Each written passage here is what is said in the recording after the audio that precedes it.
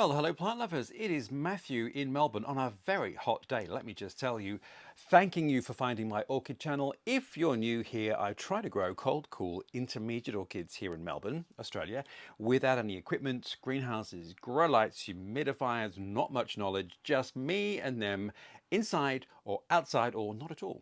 So, plant lovers of the world, if that sounds like your conditions and you're vaguely interested and you want to hear my amateur ramblings, I post every week, so come on board. And this week's ramble, plant lovers, is our first look at that one single flower, but we'll get to that, and a comparison, which has bloomed many times for me. So yes, we are talking about dendrobiums, but particular ones. So you know what? Let's just dive in. So whenever I see that a plant is from the Himalaya and fairly highish altitudes, or from sort of southern Yunnan, so that part of Asia, so northeast India, across into southern China and down through the mountains of the Southeast Asian Peninsula, so Vietnam, Laos, down through there, high altitude orchids from that neck of the woods tend to do really well in Melbourne. So I always get quite excited. And other high altitude orchids, this one is actually from somewhere else, but we'll get to the names in a minute. So whenever I'm looking at dendrobiums particularly, I always just have a check to see where they're from. And the easiest place to do that is orchidspecies.com, and I'll put that below for you. Or if you happen to have fabulous books like this, then you can look them up. If, of course, the plant was discovered when the book was written, which is not the case for this one. So whenever I see an orchid popping up on eBay, or if I'm in a shop, I always Google it. I go to orchidspecies.com if it's a species orchid, which means it's as it's found growing in the wild, and just see what the elevation is and whether someone's describing it as cold, cool, intermediate, or warm. Now that's a movable feast, because intermediate and warm can mean different things depending on your environment and if you've got equipment, which I don't. So generally, the cooler, cold end of the spectrum I can deal with. And if it's intermediate, I can perhaps get away with outside in summer and inside during the winter. Anyway, I always look for those high altitude growers, and my heart sings if it's a fabulous flower, and I get out and just can't help myself but buy it. And there aren't that many, I'm here to say. There are lots of types of orchids though that do fit that bill. So lots of cotyledons come from that neck of the woods. A lot don't, but a lot do. A lot of dendrobiums do, a lot of holcoglossums do, a lot of cymbidiums do, and many other sorts of orchids as well from that part of the world. Obviously there are high altitude areas in other parts of the world where orchids come from as well, all of which tend to do quite well here. So Masdevallia from South America do well here, similar kind of height. And this one is actually from the Philippines. Anyway, so there I was minding my own business, and I see this dendrobium and I Google it and I think, be still my beating heart. Let me try and get the label out for you. And so this one is labeled Dendrobium jaintianum, but it's not. It's actually, well, interesting story. So Dendrobium jaintianum was named in 2007, but Dendrobium chapaense, which this actually is, was named in 2006. And interestingly, Chapaense is a town in Vietnam, and Jaintia is a town in northeast India, in Assam. So Q is accepting Chapaense as the name and this as a synonym, which means also known as, because I would imagine, reading between the lines, someone found the flowering plant in 2006 on one side of Southeast Asia, and then someone discovered it in 2007, and perhaps the literature hadn't been published at that point. Anyway, the first one across the line is the name that sticks. So anyway, there you go. So the 2006 name for this sticks. Now it's unfortunate that this book was published in 2000, Dendrobiums and its relatives. It is a fantastic book. It's by Bill Laverack, Wayne Harris, and Jeff Stoker. And it's really encyclopedic, but kind of no use to this one, but it is in a more general way, so we'll get to that in a minute. So the other naughty thing is, I can't remember when I bought this. Now it must be at least 2 years ago, maybe 3, and it's come from a place called Orchid Species Plus, and I'll put their details below. And in Australia, they sell on eBay, and they also sell at the orchid fairs. And I have a feeling I either got this on eBay or at the orchid fair every August here in Melbourne.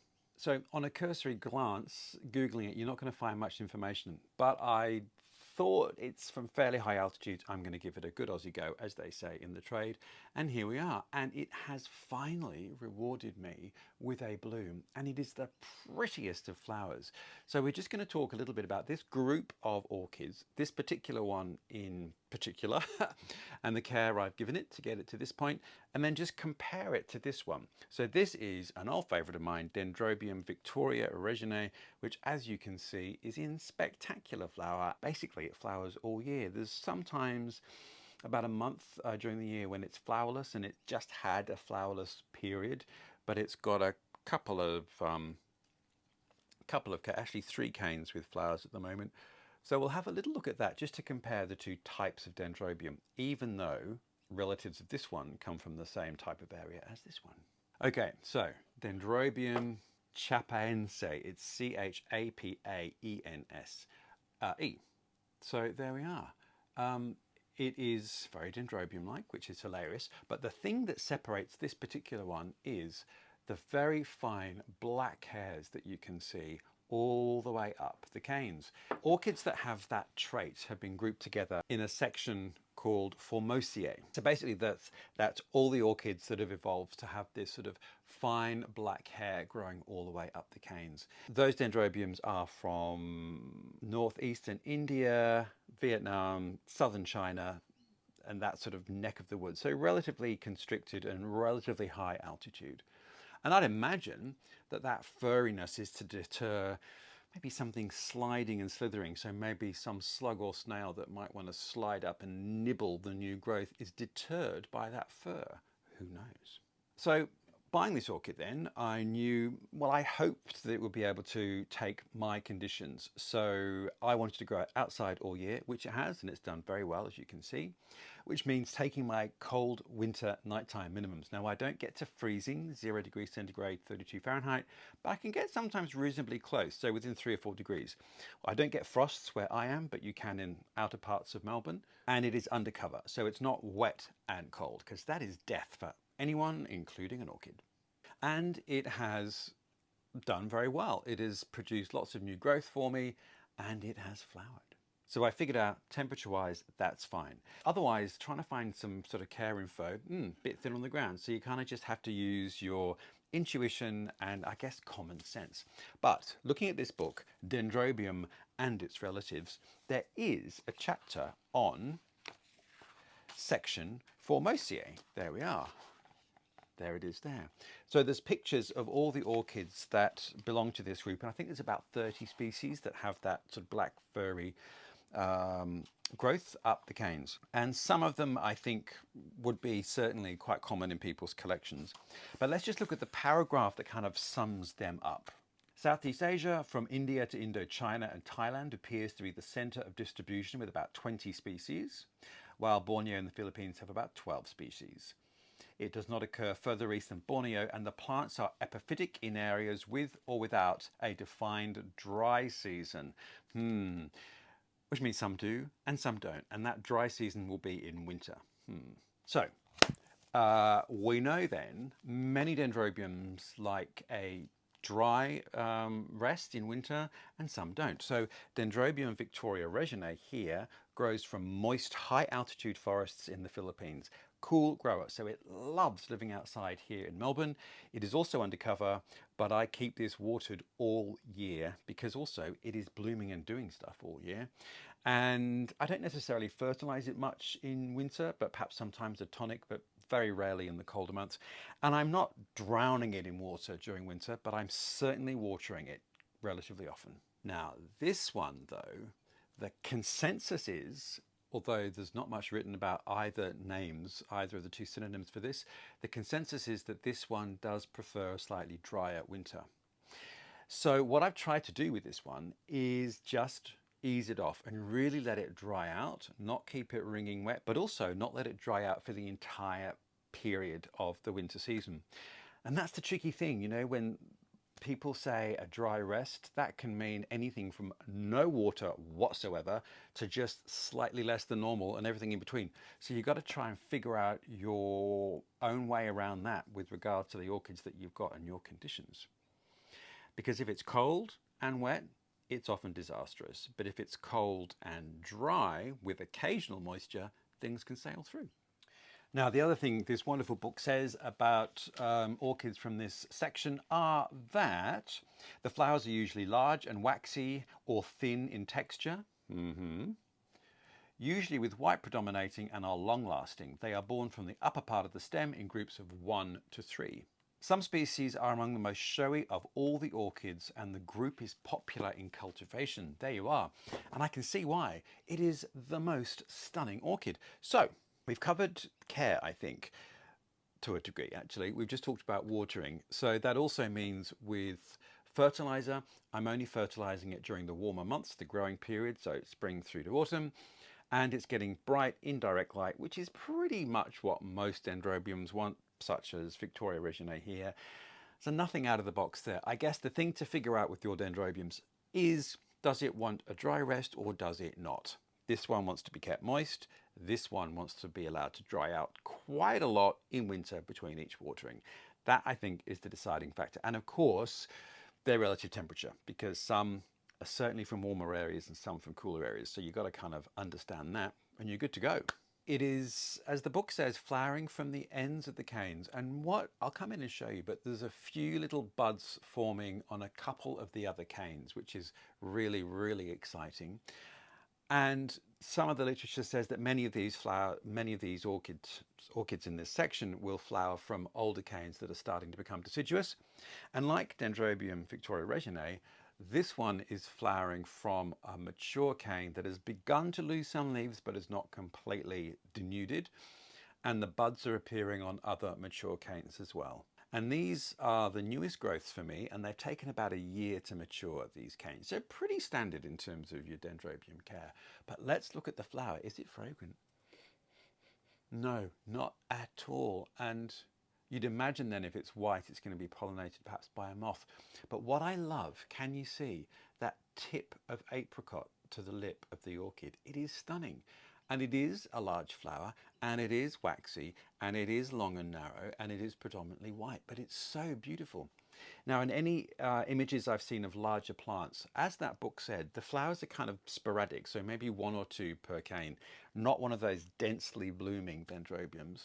But I think the bigger your plant becomes, obviously, the more mature canes you've got, and the more chance of blooms you've got. So I'm actually hoping that these little buds at the end of these canes are all going to kind of mature at the same time. So I might end up getting more of a cluster and more flowers at once. But I am just thrilled that this one has bloomed for me.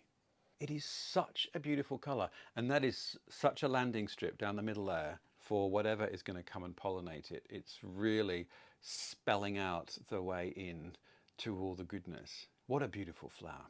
So I'm really excited that it's bloomed for me. So if we compare Dendrobium chapaense / jaintianum with victoriae-reginae, you can see that victoriae-reginae has no fur whatsoever along its canes, and much more of a hanging habit, whereas this one is much more, it's slightly stronger and not quite so drapey, but who knows, as it gets bigger, perhaps the canes are going to get as lollopy as this one.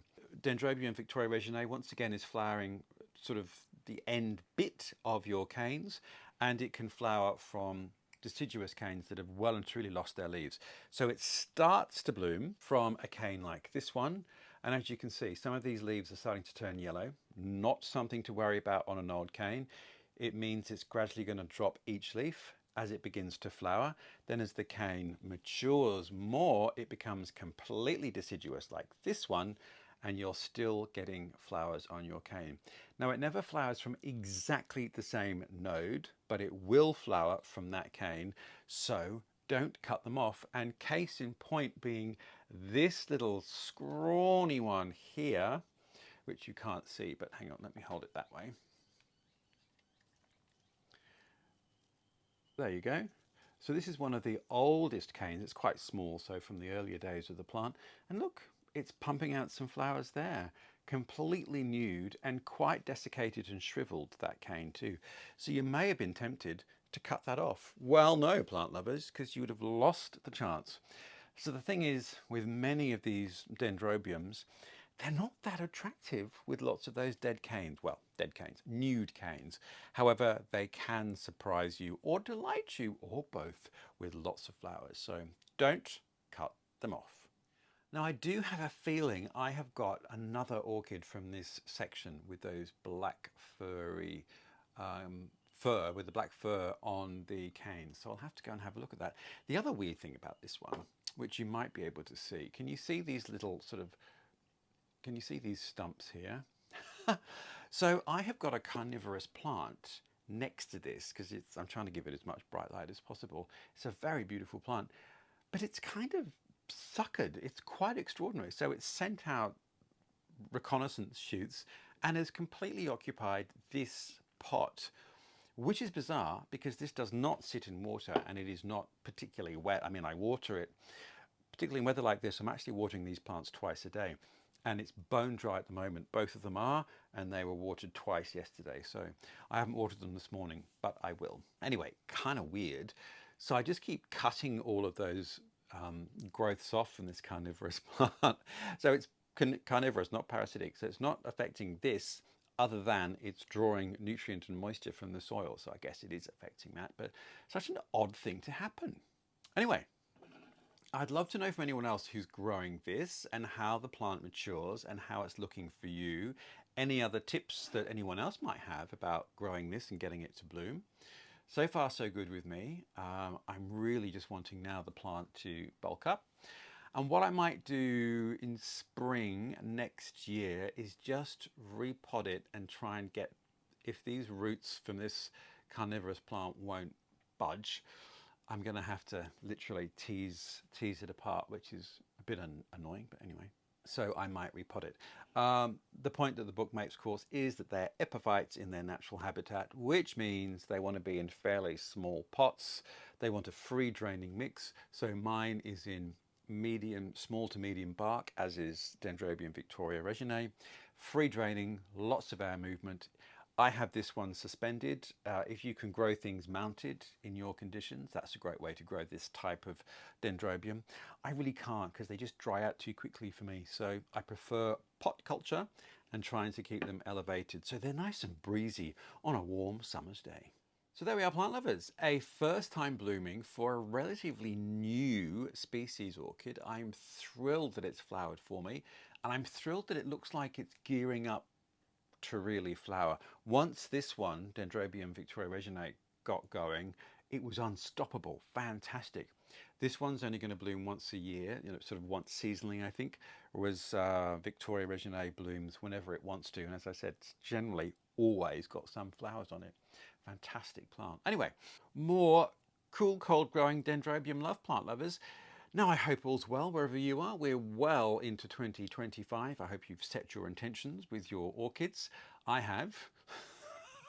Just not kill them. I think that's my aim for the year. But also very exciting to actually start planning how I'm going to organise my orchids in our new house. So getting to the stage where I can actually start drawing things up and starting to talk to some metal workers about getting rig set up. So very exciting. Anyway, plant lovers, I hope all's well where you are. Thank you for listening to my ramble. If you want to know what it is next week, hit subscribe. I post every Friday, very amateur ramblings, but you never know, it might help you in your orchid extravaganza and general journeying. But until next week, I look forward to seeing you then.